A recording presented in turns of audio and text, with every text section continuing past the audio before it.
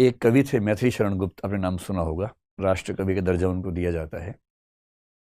उनकी बहुत किताबें हैं, शानदार किताबें हैं। सबसे बढ़िया जो किताब है उसका नाम भारत भारती है, और उसमें वो जो अतीत खंड है बताते हैं कि हमारा अतीत किन मामलों में अच्छा रहा, महान रहा। तो उसमें एक बड़ी प्रसिद्ध पंक्ति है, संसार को पहले हमी ने ज्ञान शिक्षा दान की, संसार को पहले हमी ने ज्ञान शिक्षा दान की, आचार की, व्यवहार की, व्यापार की, विज्ञान की। तो मैं जब भी ये पंक्ति पढ़ता हूँ मेरा मन करता है कि इसमें किस तरह से दर्शन भी ठूंसूं किसी तरह से, क्योंकि बाकी सब तो उन्होंने बोला, दर्शन का जिक्र नहीं किया, जबकि दर्शन भी हमारा दुनिया का सबसे पुराना दर्शन है। वो बात तो आनी चाहिए। तीसरा कारण बहुत पर्सनल है। पर्सनल ये है कि मेरी वजह से मेरे परिवार में कुछ व्यक्तियों को फिलोसफी पढ़ने का शौक इस बीच में हो गया, जिनमें एक मेरे बड़े भैया अमेरिका में रहते हैं पिछले 15-20 साल से, वो भी शामिल है। तो उनको मैंने पिछले साल एक किताब सजेस्ट की थी, सोफीज वर्ल्ड, जो उन्होंने पढ़ी और बड़ा खुश होकर पढ़ी। और कुछ दिन पहले उन्होंने कहा कि यार विकास, बाकी सब ठीक है, इससे पूरा वेस्टर्न फिलोसफी समझ में आ गई, पर इंडियन फिलोसफी के लिए कोई ऐसा रेफरेंस नहीं मिल पा रहा जो हम पढ़ें, जहाँ से पढ़ें चीज़ें आसान रूप में मिलें। तो मैंने उनसे कहा, वैसे तो घर की मुर्गी दाल बराबर होती है, लेकिन आप थोड़ा भरोसा कर सके तो मैं खुद ही उस पर शुरू करता हूँ। तो एक कारण ये भी है कि इंडियन सही शुरू करते हैं। बहुत सारे ऐसे लोग हैं, क्योंकि पश्चिमी दर्शन पे बहुत सारे रिसोर्सेज मिल जाते हैं, भारतीय पर नहीं मिलते। तो भारतीय दर्शन पे कुछ दिन चर्चा करके उसको समझते हैं, फिर हम पश्चिम की ओर बढ़ेंगे। देखिए, भारतीय दर्शन को समझने का मतलब क्या है, आज हम दो बातों पर गौर करेंगे। आज एक इंट्रोडक्शन रखेंगे भारतीय दर्शन का, तो उसमें दो बातों पर गौर कर सकते हैं।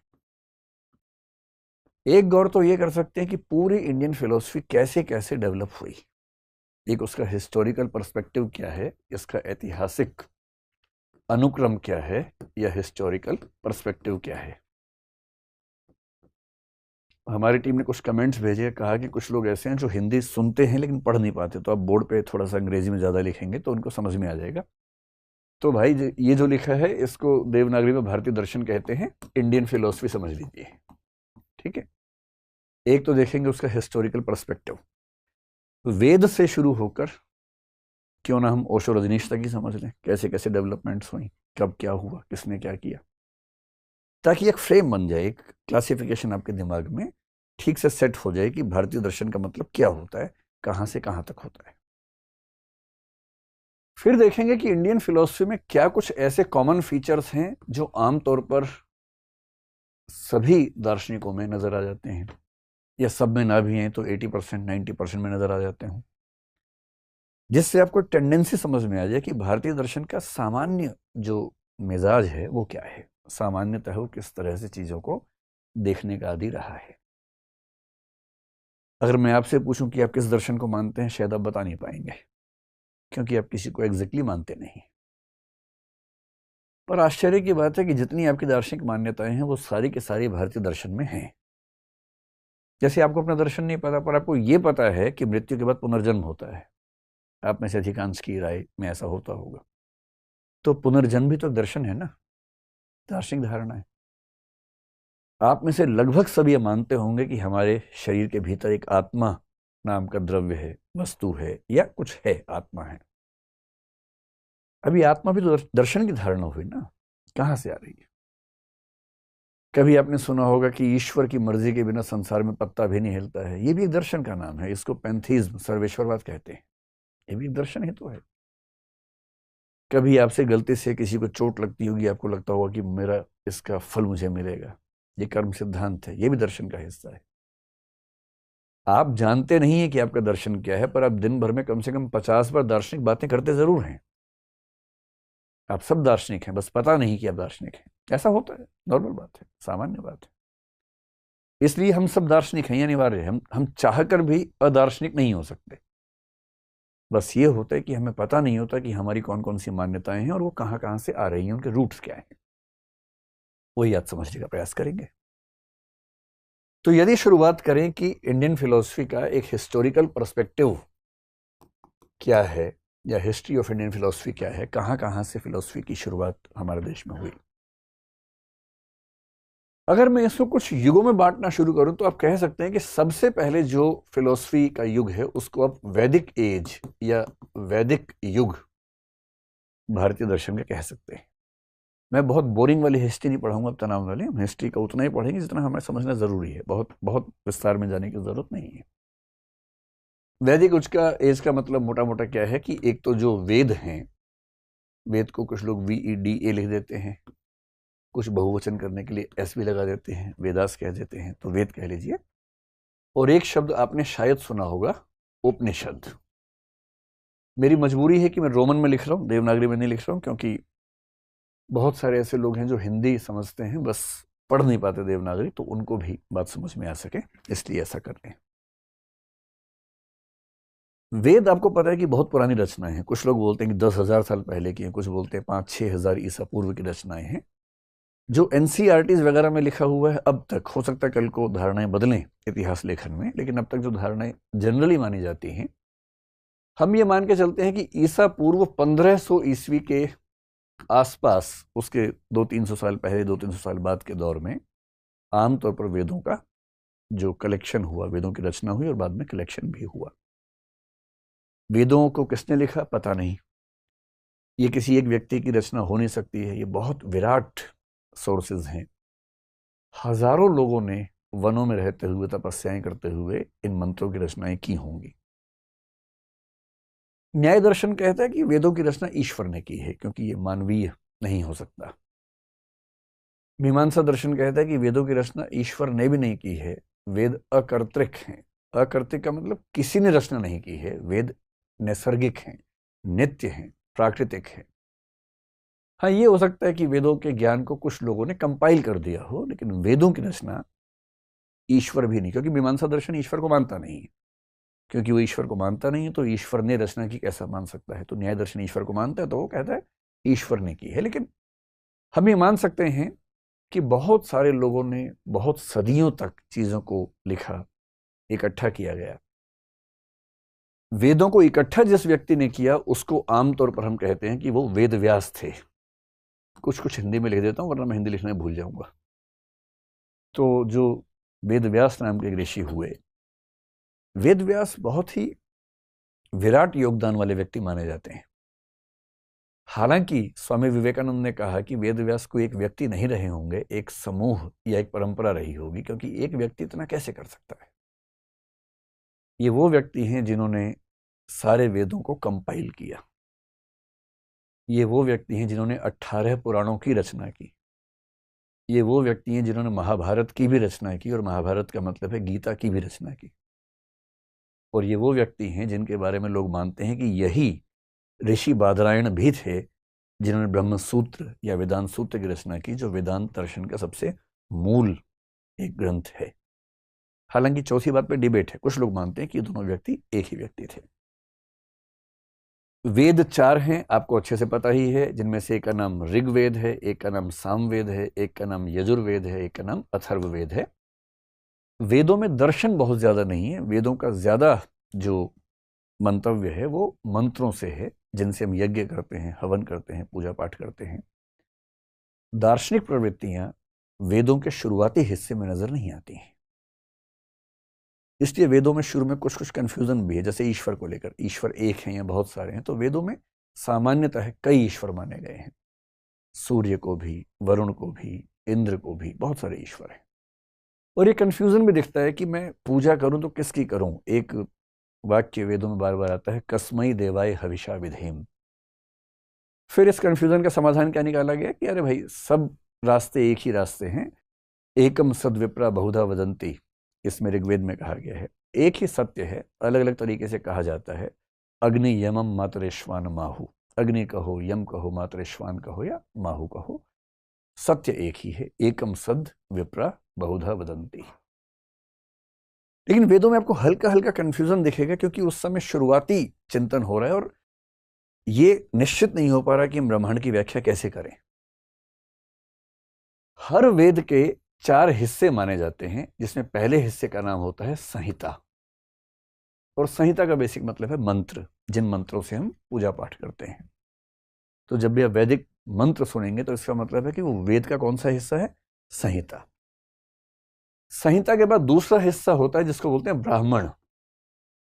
ब्राह्मण का बाद में तो वर्ण व्यवस्था में ये एक वर्ण का नाम हो गया, लेकिन ब्राह्मण का बेसिक मतलब वेदों में है कि जब पूजा पाठ होगा उसके विधि विधान क्या होंगे, उन विधि विधानों का वर्णन ब्राह्मण कहलाता है। ऐसा मानते हैं कि ये विधि विधान करने वाले व्यक्ति बाद में इसी वजह से ब्राह्मण ही कहलाने लगे होंगे।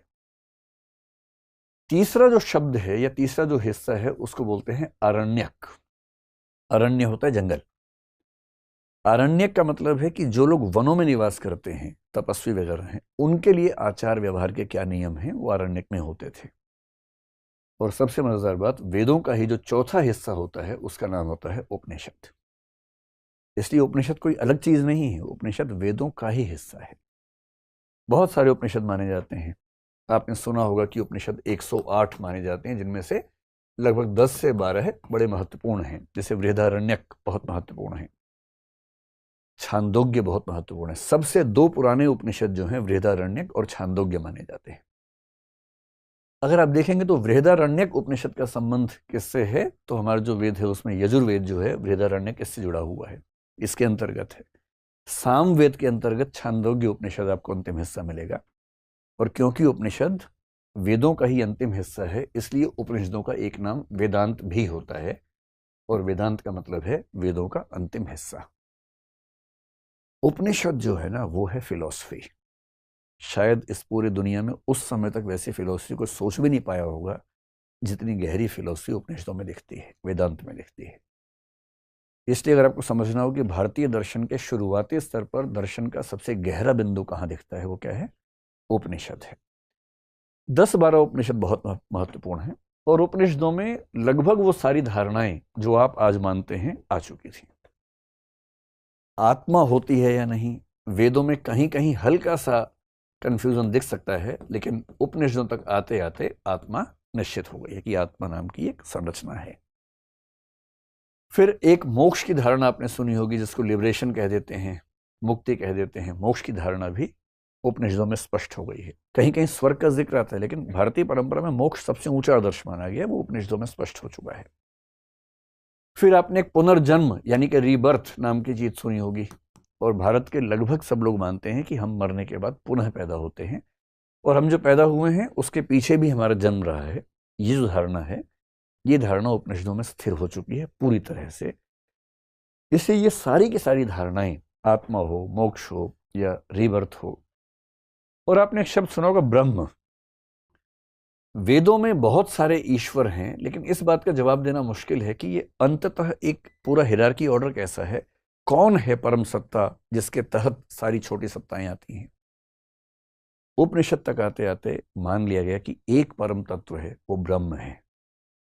और जब आप लॉजिकली आगे बढ़ेंगे तो आपको मानना पड़ेगा कि ब्रह्म भी सगुण नहीं, निर्गुण है। निर्गुण का मतलब होता है जो निराकार है, जिसकी विशेषताएं बताना संभव नहीं होता है। नेति नेति आपने एक शब्द सुना होगा, न इति न इति। परम तत्व ऐसा भी नहीं है, परम तत्व ऐसा भी नहीं है। ये क्यों होता है आगे चल के समझेंगे। आज तो केवल एक इंट्रोडक्शन है, जब विस्तार में किसी विषय पर आएंगे तब समझेंगे कि ऐसा क्यों बोलना पड़ता है। क्यों उपनिषदों ने ब्रह्म की व्याख्या करते हुए बार बार नेति नेति कहा कि ब्रह्म ऐसा भी नहीं है, ब्रह्म वैसा भी नहीं है। और क्यों शंकराचार्य ने, आदिगुरु शंकराचार्य ने इस बिंदु को बहुत ज्यादा हाईलाइट किया आगे चलकर, कई 100 साल बाद क्यों ऐसा किया। इसलिए मोटी सी बात है कि उपनिषद में लगभग वो सारी दार्शनिक मान्यताएं हैं जो हम आज तक फॉलो करते हैं। विशेष रूप से जो हिंदू धर्म को मानने वाले व्यक्ति हैं वो आमतौर पर इसको आज तक फॉलो करते हैं। ये इंडियन फिलॉसफी का पहला फेज है। लेकिन इसके बाद क्या हुआ, इसके बाद कहते हैं कि जब वैदिक कर्मकांड काफी ज्यादा बढ़ा तो बहुत सारे लोगों की रुचि इन चीजों से हटने लगी, और विशेष रूप से पशु बलि पर आधारित जो यज्ञ थे उनको लेकर एक सामाजिक विरोध शुरू होना हुआ। उसका कारण मानते हैं कृषि प्रधान अर्थव्यवस्था जब आने लगी तो उसके साथ कुछ नए डेवलपमेंट्स हुए। जब हम सेकेंड राउंड में आएंगे तब समझेंगे इसको। जो सेकंड फेज है वहां पर सेकंड और थर्ड फेज, 2 फेज एक साथ समझते हैं। और भारतीय दर्शन की 2 धाराएं बटी, जिनमें से एक को बोलते हैं नास्तिक दर्शन और एक को बोलते हैं आस्तिक दर्शन। नास्तिक और आस्तिक तो आपने शब्द सुने ही होंगे। नास्तिक को बोलते हैं हेटेरोडॉक्स और आस्तिक को बोलते हैं ऑर्थोडॉक्स। ये शब्द प्रचलित हैं पश्चिम की दुनिया में, हेटेरोडॉक्स, ऑर्थोडॉक्स, और भारतीय परंपरा में नास्तिक और आस्तिक। अब देखिए, कुल मिला के जो भारतीय दर्शन माने जाते हैं दर्शन की पुस्तकों में, उनकी संख्या मानी जाती है 9। और ये 9 कौन है? वेद उपनिषद के बाद के दर्शन है। वेद उपनिषद को छोड़ दीजिए, उसके बाद जो दर्शन कुल माने जाते हैं वो 9 माने जाते हैं। उन 9 में से 3 नास्तिक हैं, 6 आस्तिक हैं। लेकिन नास्तिक आस्तिक समझने से पहले समझ लें कि इसका मतलब क्या होता है। आप लोगों ने आमतौर पर फिल्मों में जो सुना होगा नास्तिक आस्तिक का अंतर, वो सुना होगा कि ईश्वर को कोई मानता है या नहीं मानता है। यदि कोई गॉड को मानता है तो वो थीस्ट है, कोई गॉड को नहीं मानता है तो वो अथीस्ट है। और अथीस्ट होना और नास्तिक होना एक ही बात है। अथीज्म ही नास्तिक होना है। इंटरेस्टिंग बात है कि भारतीय दर्शन में इसका मतलब ये नहीं होता है, इससे कोई मतलब नहीं।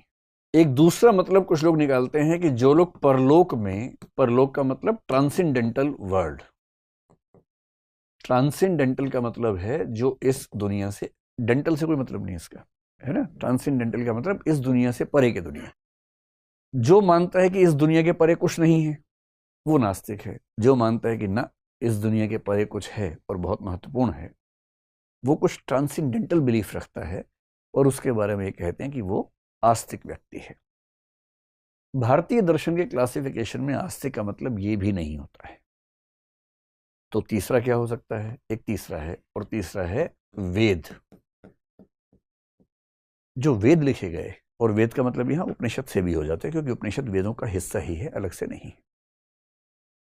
कुछ लोग मानते हैं कि वेद में जो लिखा है वो अंतिम सत्य है, अकाट्य सत्य है, परम सत्य है। हम तो उसको प्रमाण के रूप में मानेंगे, एक प्रूफ के रूप में, टेस्टिमनी के रूप में मानेंगे। इसको भारत में शब्द प्रमाण कहते हैं कि अगर किसी प्रामाणिक व्यक्ति का कथन है, प्रामाणिक ग्रंथ का कथन है, ऑथेंटिक सोर्स से आने वाली बात है, तो वो अपने आप में प्रूफ है, एविडेंस है। तो जो लोग मानते हैं कि वेदों में लिखी बातें एविडेंस हैं, प्रूफ हैं, अपने आप में सच हैं, उन पर कोई डाउट नहीं करना चाहिए, वो वेदों में आस्था रखते हैं, उनको कहते हैं आस्तिक। और जो कहते हैं कि ना भाई, वेदों में लिखी बात ठीक है, ठीक हो भी सकती है, नहीं भी हो सकती है, हम इसी बात से नहीं मान लेंगे कि वेद में लिखा तो सच है, तो हमारी वेदों में वैसी आस्था नहीं है, उनको बोल देते हैं नास्तिक। इससे ध्यान रखना कि भारतीय परंपरा में जब हम क्लासिफिकेशन करते हैं, नास्तिक का मतलब होता है जो वेदों को प्रूफ नहीं मानते, एविडेंस नहीं मानते, प्रमाण नहीं मानते। और ऐसे दार्शनिकों की संख्या 3 है। आपने शायद एक का नाम सुना होगा, चारवाक। जानते हैं इसको? आपके आसपास होंगे 2-4, इनका मिलना ज्यादा आसान काम है। एक दर्शन है जैन दर्शन, जैनिज्म, और एक दर्शन है बौद्ध दर्शन, यानी कि बुद्धिज्म। चारवाक, जैन और बौद्ध, ये तीनों वो दर्शन हैं जो वेदों को प्रमाण के रूप में स्वीकार नहीं करते, क्योंकि ये वैदिक जो स्ट्रक्चर था उसके खिलाफ ही आंदोलन के रूप में उठे थे। और जो वास्तविक दर्शन है उनकी संख्या 6 है, लेकिन वो 2-2 के ग्रुप में काम करते हैं। एक ग्रुप है जिसमें सांख्य और योग, आपने नाम सुना होगा, सांख्य दर्शन और योग दर्शन। जो इंडियन फिलॉसफी के डेवलपमेंट का सेकंड एज है, वो दरअसल ये वाली एज है जिसको हम नास्तिक दर्शन कह रहे हैं। ये वाली एज है सेकंड। इस समय चारवाक उठे।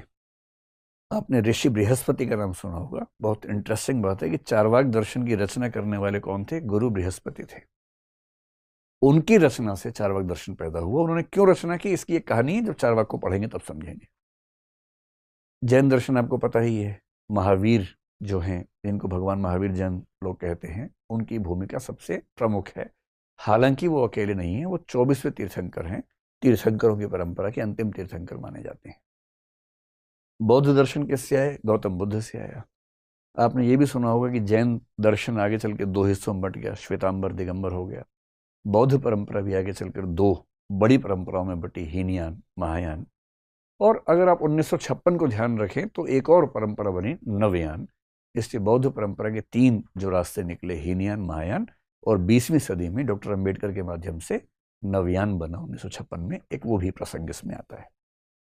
तो सेकंड फेज में ये हुआ। अब इस सेकंड फेज के विरुद्ध आप कह सकते हैं कि तीसरा पीरियड शुरू हुआ। और वो कौन सा पीरियड है? जो वेदों और उपनिषदों को फिर से रीइंस्टेट करता है, फिर से स्थापित करने का प्रयास करता है, जो जैन, बौद्ध और चारवाक के खिलाफ खड़ा होता है। और ये लोग कौन हैं? ये वैदिक और औपनिषदिक साहित्य की नई व्याख्याएं करते हैं। पूरी तरह से उस पर बेस न हो तो भी कम से कम उसको प्रमाण मानते हैं, और ये सब कहलाते हैं आस्तिक दर्शन। और आस्तिक कौन? जो वेदों को प्रमाण मानता है। नास्तिक कौन? नास्तिको वेद निंदक मनुस्मृति में कहा गया है, नास्तिक वो है जो वेद का निंदक है। इस बात पर भारतीय दर्शन में एक सर्वसम्मति है कि नास्तिक का मतलब वो माना जाएगा। सांख्य और योग आपने नाम सुना होगा, ये दोनों दर्शन बहुत क्लोज हैं, इसलिए इनको एक ग्रुप मानते हैं, ग्रुप ऑफ फिलोसफी है। ऐसे ही आपने एक नाम सुना होगा न्याय, और एक सुना होगा वैशेषिक। न्याय और वैशेषिक भी एक जॉइंट वेंचर जैसा समझ लीजिए कि दो समूह एक साथ मिलकर काम कर रहे हैं। कुछ हिस्से पर आप काम करेंगे, हम मान लेंगे, कुछ हिस्से पर हम काम करेंगे, आप मान लेंगे। जैसे न्याय दर्शन ने ज्ञान मीमांसा पर ज्यादा काम किया, वैशेषिक ने तत्व मीमांसा पर ज्यादा काम किया, और एक दूसरे को मान लिया, तो इससे वो एक ग्रुप बन गया। और जो तीसरा ग्रुप बना उसका नाम है मीमांसा और वेदांत। मीमांसा और वेदांत, इन 6 फिलॉसफीज को अगर एक साथ जोड़ दें तो इसके लिए भारतीय दर्शन में एक शब्द चलता है, षट दर्शन। षट का मतलब क्या होता है फिलॉसफी में?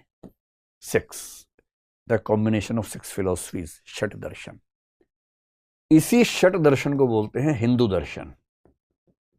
कोई आपसे पूछे कि हिंदू दर्शन क्या है, तो पता होना चाहिए हिंदू दर्शन का मतलब है 6 दर्शनों का समूह, सांख्य, योग, न्याय, वैशेषिक, मीमांसा, वेदांत। इन्हीं 6 दर्शनों के समूह को बोलते हैं सनातन दर्शन। तो जब कोई व्यक्ति कहे कि मैं सनातनी हूं, तो इसका बेसिक मतलब क्या है कि वो इन 6 दर्शनों में कही गई बातों को प्रमाण के रूप में स्वीकार करता है, इनके प्रति आस्था रखता है। तो ध्यान रखिएगा, हिंदू दर्शन, सनातन दर्शन, षट दर्शन एक ही बात है, और इसका मतलब 6 फिलॉसफीज का कॉम्बिनेशन है, ग्रुप है। ये 6 दर्शन कहां से आए? देखिए, वेदों में, उपनिषदों में बातें कही गई थी। उस समय तक लिपि का विकास नहीं हुआ था, तो लोग क्या करते थे? याद रख रख के काम चलाते थे, याद रखना पड़ता था सारा। जब आप याद रख के आगे बढ़ेंगे तो ज्यादा लिखना चाहेंगे या कम लिखना चाहेंगे? कम, ताकि याद रखना आसान रहे। तो इस दौर में क्या हुआ, इसको सूत्र युग भी कहते हैं। सूत्र लिखे गए। सूत्र क्या होता है? फॉर्मूला, कि बहुत संक्षेप में एक बात कह दो, उसी में सारी बात आ जाए। जैसे उपनिषदों में कुछ सूत्र हैं जिनको महावाक्य कहते हैं, आपने सुना होगा अहम ब्रह्मास्मि। ये बृहदारण्यक उपनिषद का बड़ा प्रमुख सूत्र है, मैं ही ब्रह्म हूं, अहम ब्रह्मास्मि। फिर आपने सुना होगा तत्वमसि। तत्वमसि एक बहुत महत्वपूर्ण सूत्र है। अगर आप केरल के शबरीमला मंदिर में जाएंगे तो मंदिर के बाहर मुख्य द्वार पर लिखा हुआ है तत्वमसि, तत्त्वम असि, वह तुम हो। इनको बोलते हैं महावाक्य। अब ये जो सारे के सारे सूत्र हैं, इसी तरह के बहुत सारे सूत्र इस तीसरे फेज में बने, और इन सारे दर्शनों का एक एक सूत्र कहलाता है। सांख्य दर्शन क्या है? तो एक व्यक्ति ने सांख्य सूत्र की रचना की, जिसका नाम है कपिल मुनि। सांख्य सूत्र आज तक मिला नहीं है हमें। आज तक हम सांख्य सूत्र के बारे में सुनते हैं, पढ़ते हैं, पर सांख्य सूत्र अब तक मिल नहीं पाया है। उसके बारे में रेफरेंसेस मिलते हैं बहुत सारे, बाकी सूत्र सारे मिल गए हैं, सांख्य सूत्र नहीं मिला है। ऐसे ही जब योग आया तो योग सूत्र लिखा, वो लिखा महर्षि पातंजलि ने। पातंजलि का नाम आपने सुना ही है ना। वो योग दर्शन के प्रवर्तक नहीं है, योग दर्शन तो बहुत पुराना है, लेकिन उन सारी चीजों को इकट्ठा करके सूत्र के रूप में रखने का काम किसने किया? महर्षि पातंजलि ने किया। ऐसे न्याय दर्शन है तो न्याय सूत्र हुआ। न्याय सूत्र लिखा जिन्होंने, उनका नाम अक्षपाद गौतम कहते हैं उनको। गौतम मुनि, गौतम दो हैं, एक गौतम बुद्ध हैं, एक गौतम मुनि दूसरे हैं। तो जो दूसरे गौतम मुनि हैं, जिनको अक्षपाद भी कहते हैं, उन्होंने न्याय सूत्र लिखा। फिर वैशेषिक दर्शन जब हुआ तो वैशेषिक सूत्र लिखा गया। आपने एक ऋषि कणाद का नाम सुना होगा, तो कणाद ऋषि वैशेषिक सूत्र के रचनाकार थे। मीमांसा का जो सूत्र लिखा, मीमांसा सूत्र, उसके रचनाकार माने जाते हैं ऋषि जैमिनी। और इस पूरी परंपरा में जो सबसे महत्वपूर्ण दर्शन हुआ आगे चलकर, अगर आज के दिन में भारत के किसी व्यक्ति को, विशेष रूप से हिंदू व्यक्ति को, न पता हो कि उसका दर्शन क्या है, तो आप आंख बंद के कह दीजिए उसका दर्शन वेदांत दर्शन है। क्योंकि वो जितनी बातें मानता है उनमें से 90-95% वेदांत की ही बातें मानता है। बस उसको पता नहीं है कि वेदांत क्या होता है।